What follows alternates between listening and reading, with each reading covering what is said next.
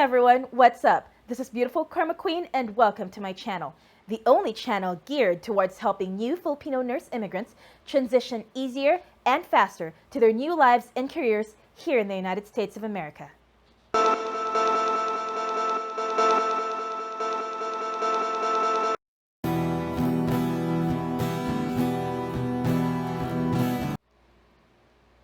For starters, the new Filipino nurse immigrant should learn to compute his cost of living allowance while he is still in the Philippines. Why?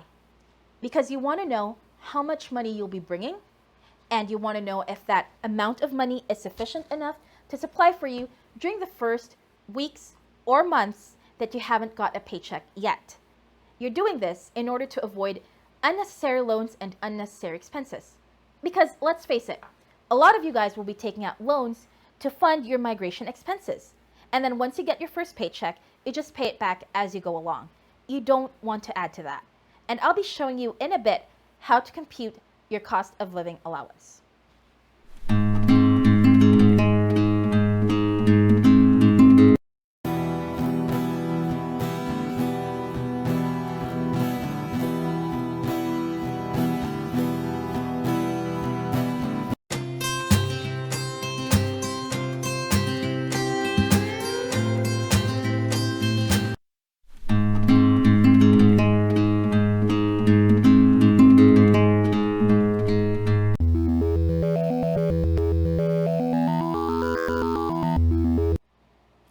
Now, I know what some of you guys are thinking. Some of you guys are thinking, what? $16,000 for a family of 4? That is too much. But wait, actually, it is not too much. Before you guys react, kindly consider the following. Number 1, taxes vary from state to state. Yes, some states do tax you less. Number 2, cost of living obviously varies from state to state and even county to county. And I'm not just talking about food.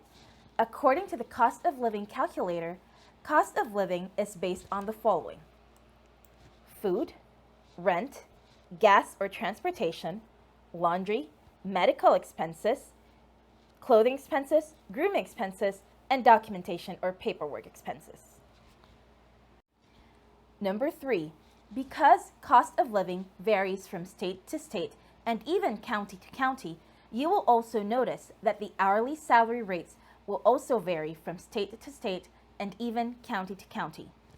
4, formulas number 1 and 2 were designed to safeguard the new Filipino nurse immigrant in such a way that in case issues such as social security number issues and even license issues arise, the new Filipino nurse immigrant will not be left penniless. Remember, social security number issues take 2 weeks to 1 month to clear, and in some instances, even 2 months. And license issues could take anywhere from 1 to 8 months to clear. And during that time, you cannot have a job. Remember, no social security number, no job, no paycheck. And no license means no job, no paycheck. So all new Filipino nurse immigrants will need to have some kind of amount of money to cushion them against such issues. In other words, the new Filipino nurse immigrant needs to be prepared at all costs for all scenarios.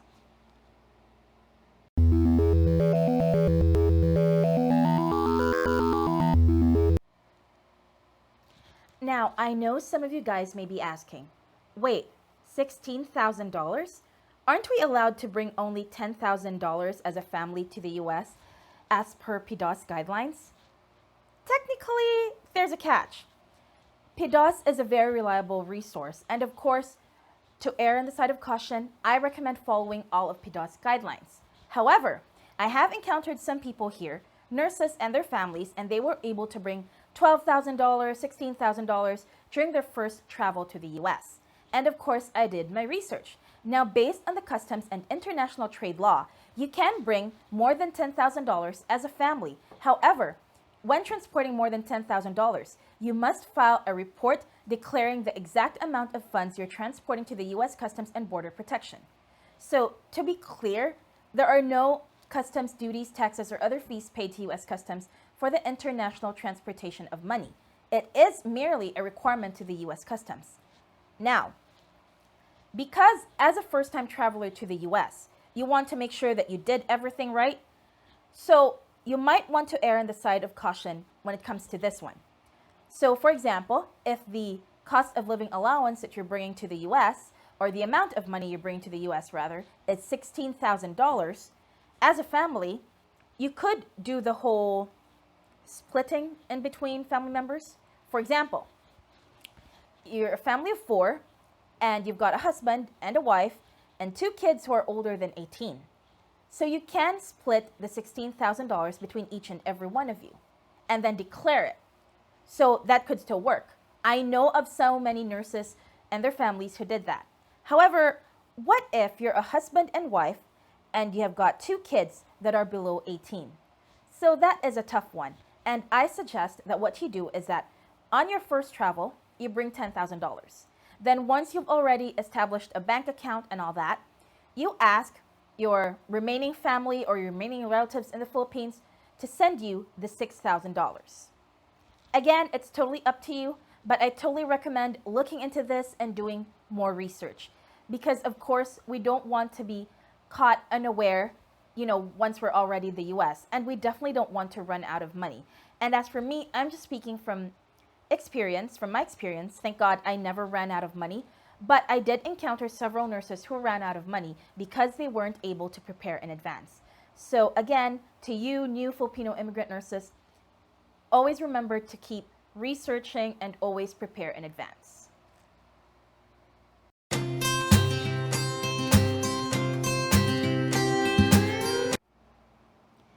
Before we proceed to applying our computation skills to some examples, I would like to leave a side note about the hourly contract salary rate, also known as HCS. Your HCS should be equal to or greater than the minimum prevailing wage for that state. What is the minimum prevailing wage? It is defined as the minimum hourly wage, usually benefits and overtime, paid to the majority of workers, laborers, and mechanics within a particular area. If you've been a member of the foreign nurses to the US long enough, you will see a lot of nurses and even the admins posting about minimum prevailing wage. And they use a website known as FLC Data Center. And what it does is that it shows you a comparison of your HCS, hourly contract salary rate, versus the minimum prevailing wage for nurses of that state. And a lot of agencies, and again, I'm not naming names, but a lot of agencies, they just want to strike while the iron is hot. They try to get you to sign a contract without even checking if the HCS stated in that contract is equal to or greater than the minimum prevailing wage. And what they usually say is this: oh, it's okay if it's below the minimum prevailing wage. Once you get to the US, I'm sure your employer will raise it to the minimum prevailing wage. Please do not believe that. If your agency gives you a contract that is below the minimum prevailing wage for that state, kindly return it to that agency and as diplomatically as possible tell them you cannot accept the contract until the hourly contract salary matches the minimum prevailing wage for that state. Why? The minimum prevailing wage is actually based on the computation of cost of living allowance. For a new Filipino nurse immigrant such as yourself, to receive an hourly contract salary rate of less than that could only mean one thing. It means you're being paid less than what you're supposed to be paid as a nurse, and that could lead to future financial problems. So it doesn't always pay to strike while the iron is hot. What's the point of going to the US and starting a new job and starting a new life and risking it all for a salary that's below the minimum prevailing wage? The US Embassy is really good at catching things like that. So if ever you're put on a 221G visa status because of minimum prevailing wage, don't get mad, and definitely don't go moping around the church crying. It's a good thing because at least the US Embassy was able to catch that, oh, you're a qualified RN. but you're being paid this much and you shouldn't be. So before you're being sent to the US, you should be paid the right salary. Okay? So before anything else, always compare the hourly contract salary rates that are stipulated in your job offers to the minimum prevailing wages that are found in the FLC Data Center. And the FLC Data Center has been really good at keeping the website updated. I will post links of everything I've mentioned in this video below, okay? I will also post a link to the cost of living calculator, as well as the 50 highest, or rather, I'm sorry, as well as the 10 highest paying states for registered nurses. So everything I've mentioned, I will link it down below. Now, we can proceed to applying our computation skills. We will use 2 examples. And you won't be seeing my face for this one. Again, I'll just be doing like credits or captions, titles sort of slides, you know, that will spin, or rather they will just float up. So in case the computations and formulas are going way too fast for you, I suggest you just pause the video and copy. It really pays to write down on sheets of paper and do your computations yourself. Now let's get started.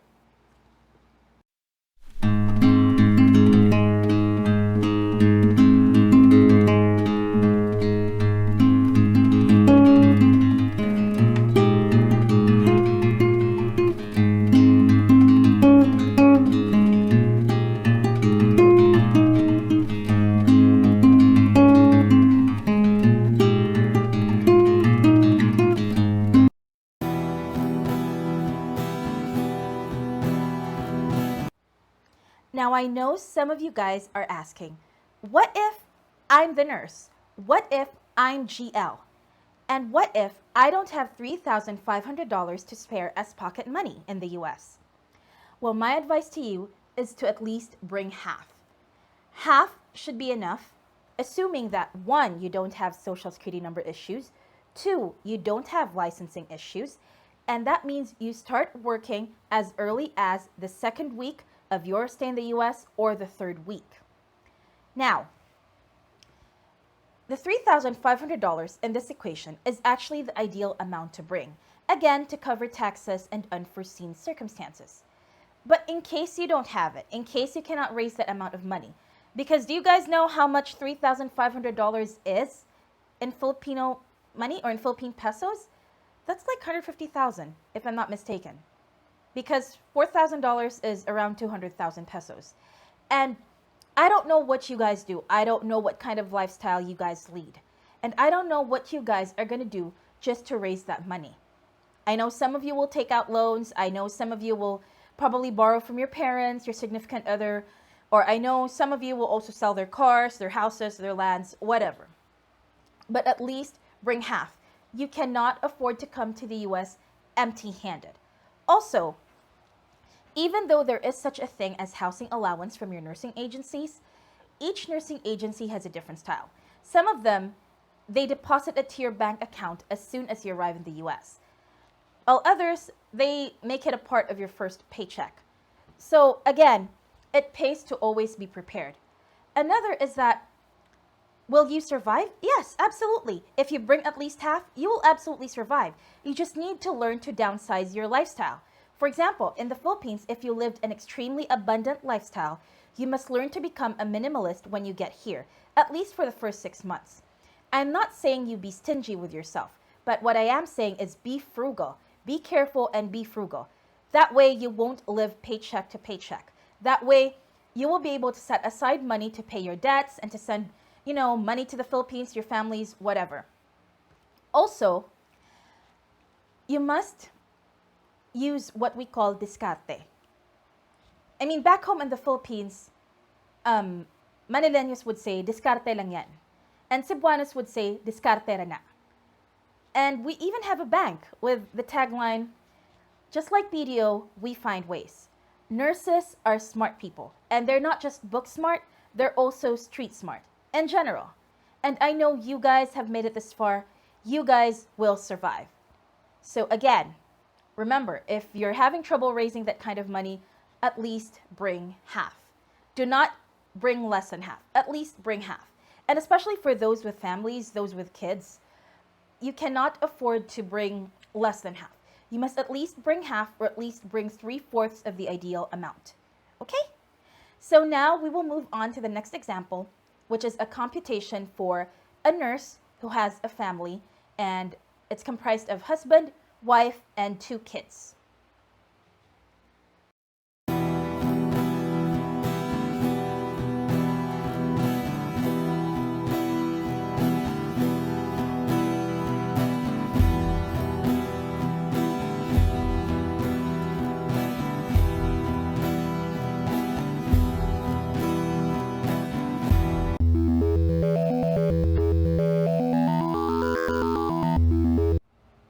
I know by now all of you are saying, "What? $22,000? Ang mahal!" Well, remember I told you, taxes vary from state to state. Minimum prevailing wage also varies from state to state. Now, the implication here is that if the minimum prevailing wage in one state is higher than the other, it means that state has a higher cost or a higher standard of living. So if you notice in this equation, or in this example, the agency advised JM not to worry too much and to bring at least half. Because of course, hopefully everything will go well. He will be able to start working and start earning a paycheck as early as 2 weeks. So while all of you might say this is too big, it's too high, whatever, the thing is, you need to be prepared at all costs. You need the ideal amount of money, or at least half of it, to cushion you from future problems that might arise. Now, we already have 2 examples, so I hope you guys are able to apply these computation skills to your own situations, to your own hourly contract salary rates.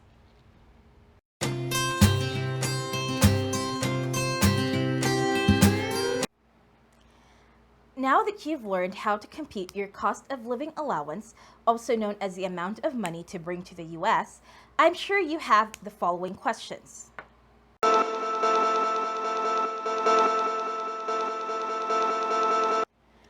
One of you guys asked me, how did you come up with these formulas? Well, I used 5 resources or 5 sites. The first would be the FLC Data Center. The second would be the top 10 highest paying states for RNs. The third would be the cost of living calculator, and the fourth would be the PDOS Handbook, and the fifth would be the PDOS US Info Kit. And then after I came up with these formulas, I asked around from my friends and all that, the ones who are already in the US, and I just started computing for myself. And thank God I was able to compute right. Yeah, I'd say it. I was able to compute correctly, and in doing so, it saved me from a lot of trouble when I first arrived here.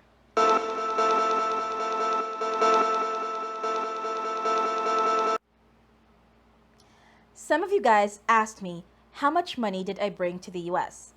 I brought $4,000. That is the answer, $4,000. I'm single, and I was assigned to work in North Dakota, and I brought $4,000 with me. I had signed my contract year 2014, but I got affected by the retrogression, so nothing came of it. It had a little movement on the 2015, but no, nothing came of it. And then 2016 came, and that was the year everything changed and I arrived in the US. So the values in my computation also changed, because the minimum prevailing wage rates changed like 4 times each year. And even though it was just a matter of cents, cents are still a big deal. 1 cent is 1 cent, 2 cents is 2 cents, and they made a lot of difference. I was one of those who ended up with a 221G visa status because of minimum prevailing wage. And I will share more of that in my next video about my story, how I ended up here. And coming up with $4,000 was not an easy thing to do. I took out a loan, and it was worth it. I was also able to pay it back.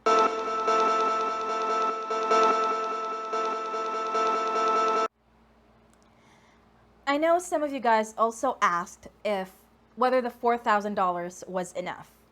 Yes, it was.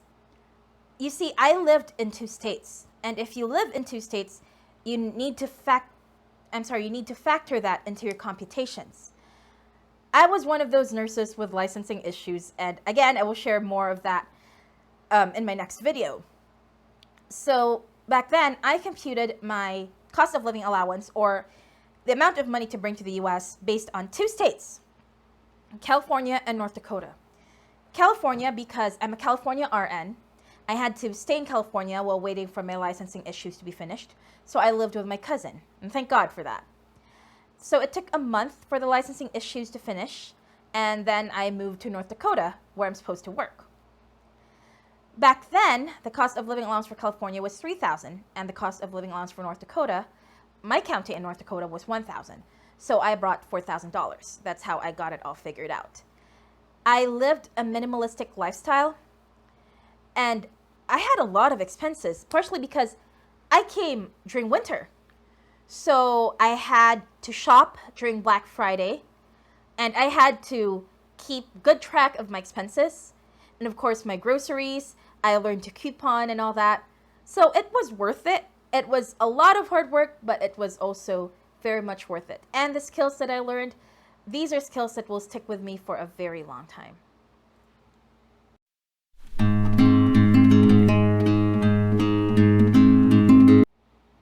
Finally, we did it. Now we all know how to compute the answers to the very controversial question, which is, how much money should a new Filipino nurse immigrant bring to the US? This video is a labor of love, and it has taken me so many days to reshoot and so many days to edit. It might not be the best video out there, but again, it is very informative, and I can guarantee a lot of you nurses will learn something from it, if not a lot of things from it. Also, here are a few more tips that I would like to leave you guys.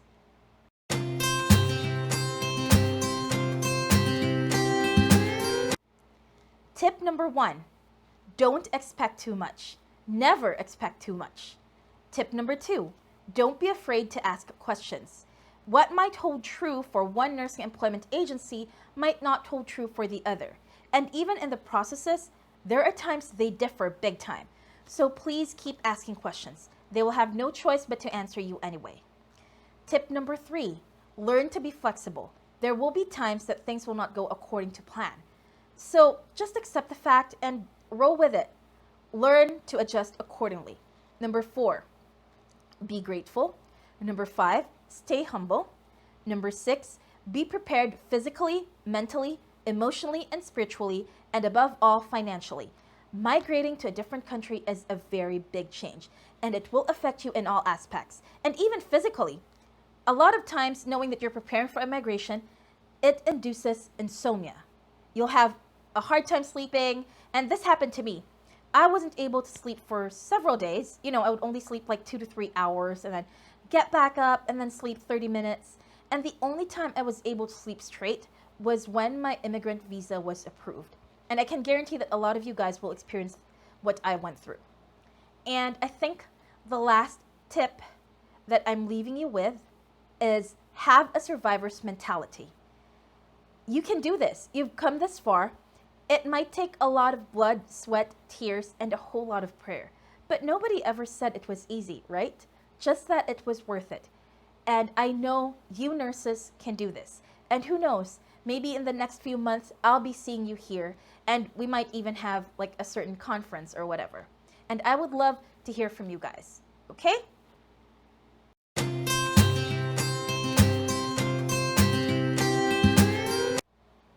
Now, I will be uploading my next video in 2 weeks, and I'm torn between which topic to feature. One would be about how to save on cell phone expenses. 2 would be about first things to do during your first week in the US.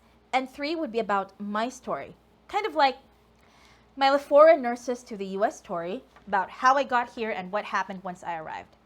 I would really love to hear your opinions as to which topic to feature, so please comment down below, and the topic that gets the most votes, that'll be the topic that I will be shooting and editing and uploading in the next 2 weeks. Again, nurses, please don't forget to click like, share, and subscribe. And I'll be seeing you next time. God bless us all. Bye!